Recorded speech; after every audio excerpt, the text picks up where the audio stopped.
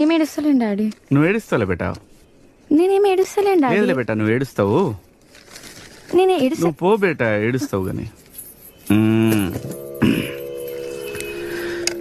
సాంప్రదాయిని సుప్పిని సుఖ ఒకటి, రెండు,